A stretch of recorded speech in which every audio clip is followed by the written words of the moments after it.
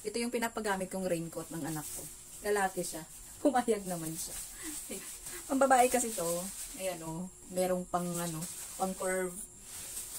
Medyo may kamahalan lang kunti. Iwan ko lang kung magustuhan nyo. Pero sa akin kasi, sulit naman siya kasi, although manipis yung tela niya, pero alam niyo yung tela ng matibay talaga na yung sa payong. So yung matitibay na payong, ganun yung tela niya. Tapos maganda yung pagkatahi. Sobrang yung sobrang magaan niya lang dalhin. So, ilalagay sa bag mo. Ayan. Isuot natin.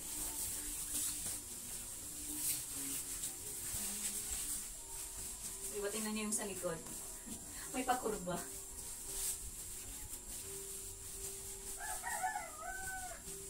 Ayan.